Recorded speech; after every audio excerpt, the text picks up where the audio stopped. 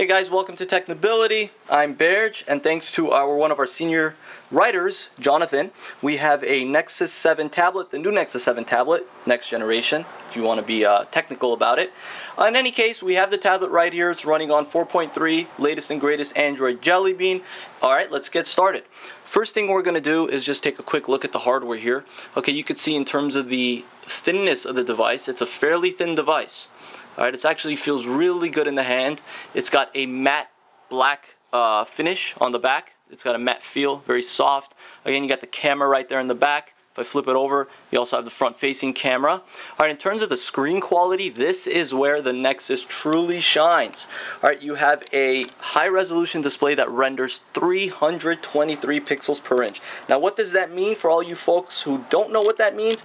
It means you're not going to see any pixels. This is the equivalent of what they call a Retina display in Apple world. Alright, so this is a Retina display Nexus tablet. Now, the ball's in Apple's court because the iPad mini is about to be released, and there's rumors and ramblings going around about whether or not it's going to have a Retina display. Whatever they do, it has to be on par with this, because this tablet and the resolution on this is gorgeous. Until you see it in person, you really don't understand how nice this resolution is. Now, you can't see the viewing angles and the lights hitting it, but the viewing angles are really good. So other than the screen, obviously, there's a lot of other things to talk about here, so let's get started on the specs. You have a quad-core processor, okay, so it's a quad-core processor up to date. Of course, you have Android Jelly Bean 4.3, so you have all of the great Android Jelly Bean features, such as Google Now. Of course, you have the notification bar and the quick settings panel. You could see that you could swipe down from the far right to get the quick settings. You could swipe down from the left to get the regular notification, or you could simply use two fingers. Or maybe you can't use two fingers. Okay, well, in any case, in usual instances of stock Android, you could use two fingers and swipe down and get the notification or the quick settings panel. Just to give you guys an idea of how 4.3 feels, it feels fantastic. This thing is smooth as butter. There's no lag. There's no stutter. Everything runs to perfection. You could see immediate to my touch. The response is literally immediate to my touch. Let me just go ahead and open Drastic DS emulator, in which we have a review on technability.com if you guys want to check that out. Open Instagram, immediate. Alright, let's open music player, again immediate to exit out. Same with Google Play Store. Settings, if I want to go to settings, go to about tablet, keep clicking on 4.3, get that little jelly bean. Super duper fast. And if I want to close them all out, I can just click on the multitasking tab, just swipe them all away. So people usually ask me, yes, is Android laggy? I say no, it depends on how you utilize the tablet. And then people usually say, well, what about third-party apps? Third-party apps don't run as smooth as they do on their counterparts or on their competition. And I always say, listen, it depends on the device, and it depends on how you optimize the device. This is running stock, bare-bone Android. If you're running an overlay like TouchWiz, you got so many features that are enabled out of the box that 90% of the time, those features are going to bog down your phone. So again, there's ways to keep your phone fast, and with stock Android, the great thing is you have no bloatware out of the box. You got all the Google services, Google Keep, all right, you got Google Currents, Play Books, Play Music, etc. And that's all you get. You got no carrier interference here. So you're not going to get the bloatware, and that's why the experience is as super fast and as super fluid as it is. If I want to go ahead and move this widget, say here, I could do that. It'll move the icon around for me. I can, let's say remove this app right here. I basically just removed it out of the folder and out of the home screen. But let me go ahead and just create a folder. You can see how quick that is. If I tap on the folder, I can name it. Say, hey, folder's been named. Now I want to go in there and I want to actually open one of the apps. It's immediate, guys. See any lag there? I didn't. All right, there's no stutter, there's no slowdown, and you're dealing with a quad-core processor here. I believe it's a Tegra. Is it a Tegra 4? It's a Snapdragon. Okay, there you go. It's a Snapdragon quad-core. So it's the S4 Pro. You can see right here I got the game open. If I want to multitask while I'm in here, I click the multitask button, and I can actually exit out as such. So it's a very, very, very fluid experience, guys, and mixed with this beautiful screen and the gorgeous build quality. Again, you got the volume rockers right here on the side. You got the power button right here. Nothing on this side. You got the 3.5mm headphone jack on the bottom, and of course the micro USB charging port on the bottom. It's a very simple tablet, but with that simplicity comes just a gorgeous screen. I can't emphasize that enough. Let me go ahead and run a game here to show you guys what a graphically intensive game looks like on this device. So this is Riptide GP2.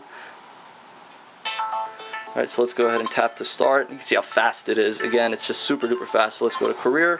All right, beginner's luck. Let's go to Sunset Park, right around the corner from my house.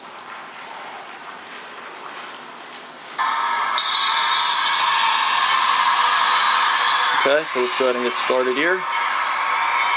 Okay.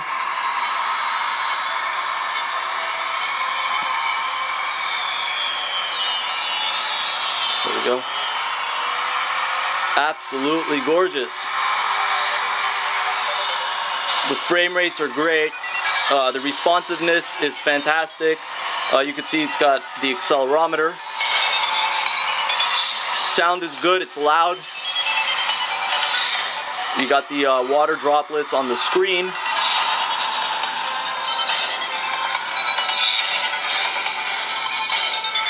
Right, obviously you got different settings. And if I want to exit out of this, I have two options. I could push here to multitask, which I could just go right back, play the game. It says resuming game. Or I could simply exit out. And that's immediate, guys. It's literally that quick. I can close out of it right there. And you can always just keep continuously going back and back and back until you actually exit the game, or you can just exit it by using the multitask button. To show you, let me show you guys what emulators look like. Sega. This is my generation right here, Sega Genesis. Super Nintendo, Sega Genesis. I think auto rotation's on. It's that easy to turn rotation on.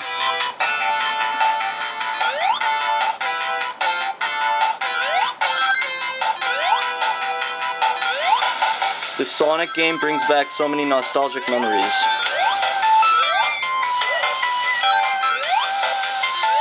Runs great. Oh, I got hit. Now you can adjust the size of the buttons as well. So that's adjustable. Oh, I died. Okay.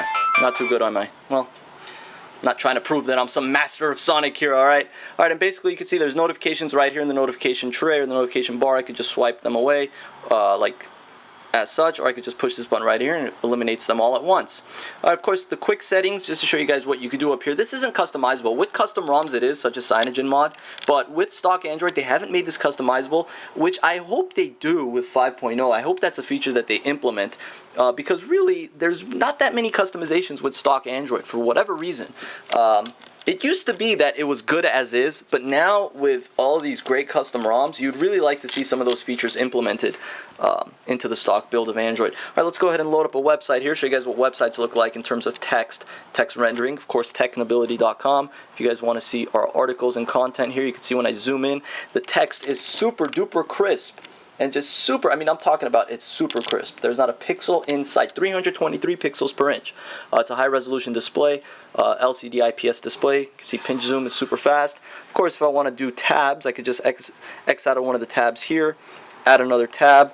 I could gesture based left or right to each one of the separate tabs. I can X out or add a tab. I can X out completely, and it'll basically take me back home. So everything is fairly self-explanatory. Alright, if I go to widgets, again, if I want to add, say, a calendar widget, I could take that and just put it right here. It's Android 4.3, guys. It's very similar to 4.2. They've added GPU acceleration in the form of OpenGL, so that's there. The keyboard feels a little bit more fluid. See the keyboard? You have swipe features as well on the keyboard. Hey, Merle. If you guys are fans of Walking Dead, then you know who Merle is. Well, let's do a few tests here with Google now. Tell me the weather in Jordan.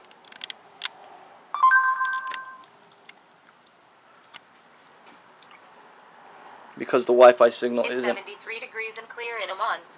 A few other things here. We can look at Instagram. Instagram, you can see, obviously runs perfectly fine on this device, as does every other social network that you may have or you may utilize. ES File Explorer, great File Explorer if you guys are looking for one. ES, fantastic. You can see the calendar here. Super crisp, just crisp, super crisp text. It's just really, really clean. I mean, I can't stress that enough here, guys.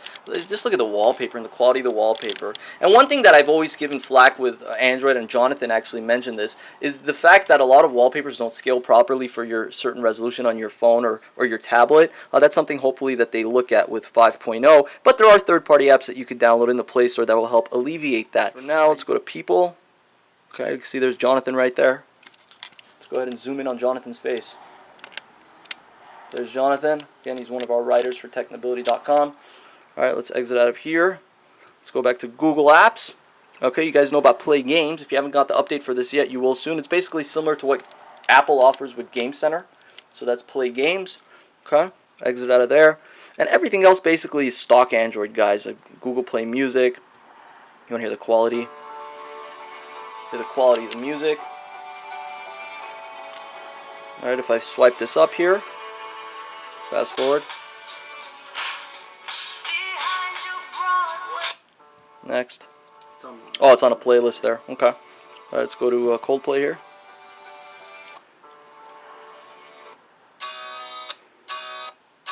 Okay.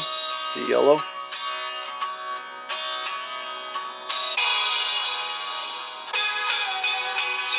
Can exit out and it's still playing.